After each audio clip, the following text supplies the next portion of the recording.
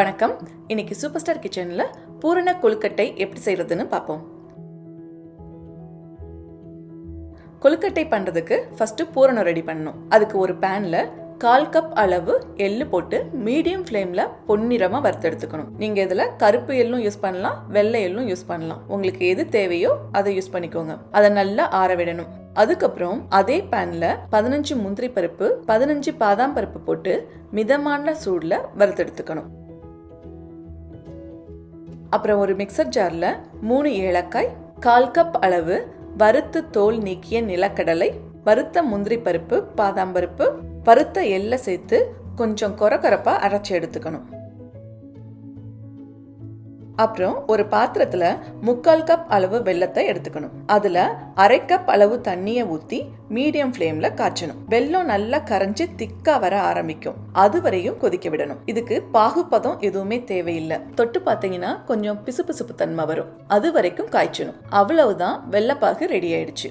அப்புறம் ஒரு பேன்ல 1 டீஸ்பூன் நெய்யை ஊத்தி மீடியம் ஃப்ளேம்ல சூடு பண்ணணும்.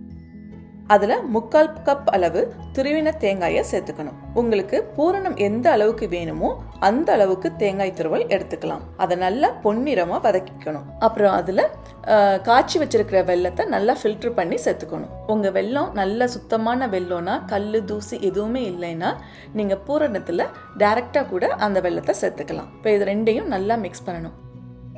அப்புறம் அரைச்சி வச்சிருக்கிற பொடியையும் இதுல சேர்த்து நல்லா மிக்ஸ் பண்ணி வதக்கிக்கணும். கொஞ்சம் கொஞ்சமா திக்கா வர ஆரம்பிக்கும். ரொம்ப திக்கா வரணும்னு அவசியம் இல்லை. கொஞ்சம் லூஸா இருக்கிறப்பயே ஸ்டவ் ஆஃப் பண்ணிடலாம். நல்லா ஆறினத்துக்கு அப்புறமா சரியான பதத்துக்கு வந்துடும். நல்லா வாசமா இருக்கிறதுக்காக கடைசியா 1 டீஸ்பூன் நெய்யை சேர்த்திருக்கேன். அவ்வளவுதான், பூரணம் ரெடி ஆயிடுச்சு. இதை நல்லா ஆற விட்டீங்கன்னா நல்லா உருட்டுறதுக்கு வரும். கொழுக்கட்டை மாவு பண்றதுக்கு தண்ணிய நல்லா கொதிக்க வச்சு எடுத்துக்கணும். அதுக்கு ஒரு ஸ்டவ்ல 1/4 கப் அளவு தண்ணியை ஊத்தி மீடியம் ஃப்ளேம்ல கொதிக்க விடணும். அது கூடவே தேவையான அளவு உப்பு, 1 டீஸ்பூன் நெய்யை ஊத்தி நல்லா கொதிக்க வச்சு எடுத்துக்கணும். இப்ப ஒரு பாத்திரத்துல 1 கப் அளவு பச்சரிசி மாவு எடுத்துக்கணும். நீங்க பச்சரிசி மாவுக்கு பதிலா இடியாப்ப மாவு கூட எடுத்துக்கலாம். கொதிக்க வச்ச தண்ணிய கொஞ்சம் கொஞ்சமா சேர்த்து நல்லா மிக்ஸ் பண்ணணும். 1 கப் அரிசிக்கு 1 கப் தண்ணி சரியான அளவு. எனக்கு இங்க அரிசி மாவை பொறுத்து தண்ணியோட அளவு மாறும். நான் எடுத்திருக்கிற அரிசி மாவுக்கு 1/4 கப்பு தண்ணி தேவைப்பட்டது.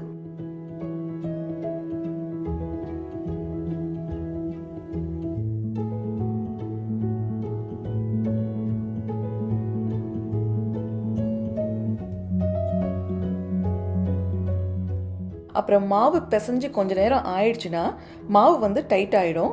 அந்த நேரத்தில் நீங்கள் இன்னும் கொஞ்சம் சுடு தண்ணியை ஊற்றி நல்லா பிசைஞ்சு எடுத்துக்கணும். மாவு கையில் ஒட்டாமல் இருக்கணும். இப்போ மாவு ரெடி ஆயிடுச்சு. இதை ஒரு 5 நிமிஷத்துக்கு அப்படியே விட்டுறணும். இப்போ மாவு ரெடி ஆயிடுச்சு. இந்த மாவுல இருந்து கொஞ்சம் மாவை எடுத்து உருண்டை பண்ணிட்டு நல்லா ஃப்ளாட்டா தட்டிக்கணும்.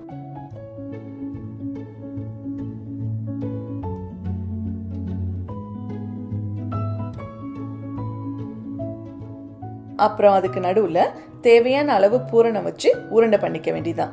நீங்க உங்களுக்கு பிடிச்ச ஷேப்ல பண்ணிக்கலாம்.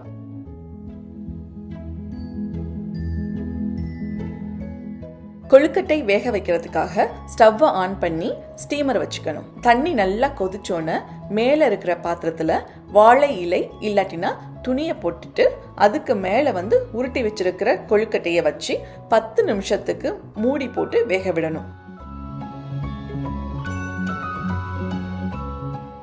இப்போ நல்லா வெந்துருச்சு. கொழுக்கட்டை சூப்பரா ரெடி ஆயிடுச்சு.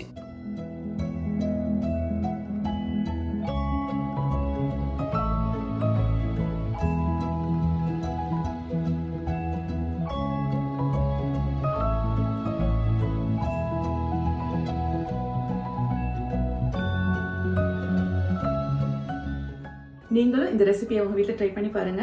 மறக்காம சூப்பர் ஸ்டார் கிச்சனை சப்ஸ்கிரைப் பண்ணிக்கோங்க. பக்கத்துல இருக்கிற பெல் பட்டனையும் பிரஸ் பண்ணிக்கோங்க. அப்பதான் நான் அப்லோட் பண்ற வீடியோஸை மிஸ் பண்ணாம நீங்க அடுத்தடுத்து பார்க்க முடியும். உங்களுக்கு இந்த வீடியோ பிடிச்சிருந்ததுன்னா லைக் பண்ணுங்க, கமெண்ட் பண்ணுங்க, ஷேர் பண்ணுங்க. நன்றி.